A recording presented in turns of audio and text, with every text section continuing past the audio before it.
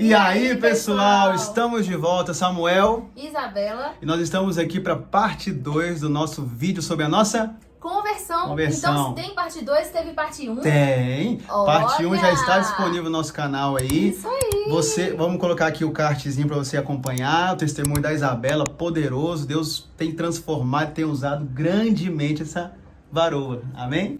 E agora nós vamos lançar o testemunho da minha conversão. E agora? O da minha conversão é interessante, então vamos lá. Testemunho de conversão de Samuel. O meu testemunho, ele está muito atrelado à minha história de vida, obviamente. Porque assim que eu nasci, eu tive complicações que foi necessário drenar o pulmão.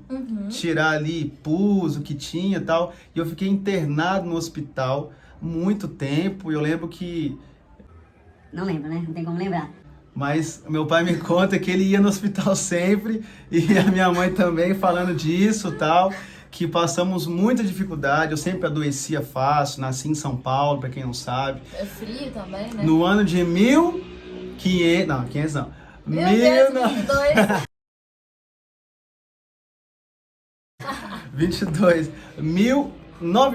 1889. 7 de junho de 1989. Isso quer dizer o quê? Você sabe a minha idade então, né, irmão? Vigia. Ó a calculadora. Ó o velhinho falando. Então, da minha infância foi sempre com dificuldade. Hospital, depois, sei lá, bronquite futuramente, pneumonia. E sempre foi essa dificuldade. Morava muita luta, né? Muita luta. Morava em São Paulo, clima frio. Era frio de um dia, no outro dia já era o calor, então eu não aguentava por ser criança e ser doente. E uma outra coisa também, eu sofria muita opressão espiritual. A minha mãe que conta isso, eu via coisas, eu não sabia o que era. E eu acordava de madrugada, gritando, mãe, e tal, chamando minha mãe. E eu falava, tô vendo não sei o que, eu não lembro o que é, minha mãe que sabe.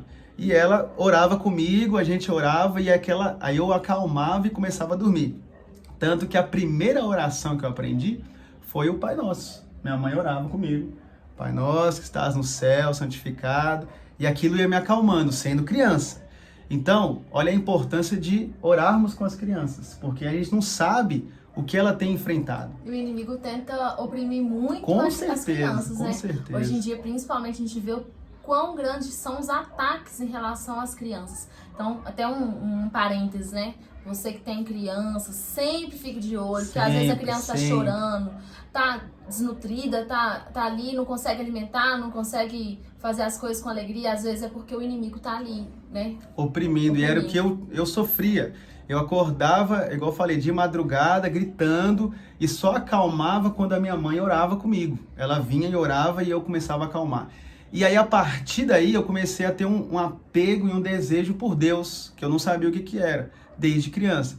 Tanto que com 7 anos, o meu pai, que era pastor na época, ele fez um apelo na igreja, e foi engraçado que na minha cabeça, todo mundo ia levantar a mão, porque ele pregou sobre Jesus. Eu falei assim, não, com 7 anos, olha a cabeça.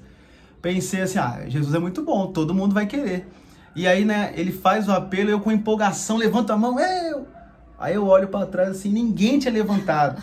Aí é engraçado que eu lembro da cena, eu vou descendo assim na cadeira, assim, devagarinho.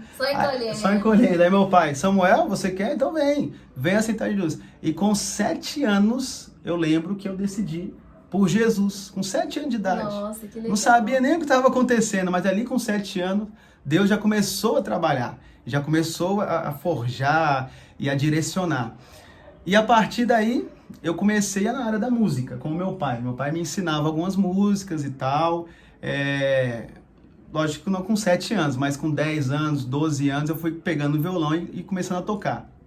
Mas nós enfrentamos o período da adolescência. E da adolescência uma bomba. A adolescência é uma bomba. E com a adolescência eu comecei a conhecer pessoas que tocavam também, banda de rock. Fizemos uma banda. Com 13 anos eu tinha uma banda na escola. Era eu e mais 2 caras. E a gente tocava violão ali, ficava no intervalo ali, tocando. Mas a gente não sabe, né? O nosso futuro, vamos ser famoso. E isso na igreja, irmão. Ó, pra você ver, com 13, 14 anos. Vamos ser famosos, vamos ser conhecidos, não sei o que tal. Eu e mais 2 caras. Então começou assim, aí... Só que quando Deus tem propósito, quando Deus tem plano, não adianta. Não adianta. Você pode ser oprimido quando é criança, você pode ter influências do pecado quando você é adolescente, mas Deus sempre arruma uma forma de puxar você, de chamar você para aquele propósito que Ele tem. E aí foi no ano de 2006, meu pai se mudou para Fortaleza. E eu morava em São Paulo, jogava bola na rua, conhecia muita gente e tal, garoto de rua, né? Fui criado, como diz lá, ruaceiro, solto, né? E meu pai, era engraçado que o pai chamava, gritava na porta de casa, Samuel, Isaac, Thiago, os meus irmãos tudo, vamos se arrumar para ir para a igreja, tal, e aquilo era uma vergonha, né? A gente ficava olhando assim pro outro, não, ia chorando, tomava banho chorando, de raiva. Querendo jogar bola, e o pai não deixava. Banho. E aí quando o pai muda pra Fortaleza, que leva a gente, e aí que eu fiquei com mais raiva, eu falei assim, não quero saber desse Deus não, e tal. Só que Deus já tinha separado um terreno. Deus já tinha preparado pessoas. E aí naquela cidade, quente, com força, Fortaleza, no ano de 2006 em diante, eu comecei a me aproximar mais de Deus. Comecei a me aproximar mais do Senhor. Comecei a ter interesse em ir para a igreja. Isso é interessante porque partia de mim. Eu chegava pro meu pai, vamos no culto, vamos buscar o Senhor. Deus já estava trabalhando. E aí, para resumir, porque é muito grande, em 2010, eu tenho um começo de um encontro com Deus, vamos falar assim. Eu tenho uma experiência com um grupo de louvor que eu estava envolvido, o pessoal buscava muito a Deus, e aquilo me chamou a atenção. Eu falei assim, eu quero isso, eu quero ser assim. Eu quero ser uma pessoa que ora, que vai para vigília, eu quero ser uma pessoa que vai para monte, eu quero ser dessa forma. E aí a gente vê que Deus tinha separado. Então, foi sendo forjado ao decorrer dos anos, e em 2014, 20 de maio de 2014, não, quem vê assim pensa que eu sou bom com data, né? Não sei de nada, não lembro nem o dia. Pois é, meu Deus, deixa pra lá. Treta aqui nesse vídeo. Mas em 20 de maio de 2014 eu vim para Belo Horizonte sabendo que Deus tinha mandado. E em Belo Horizonte eu conheço Isabela e Deus tem feito grandes coisas.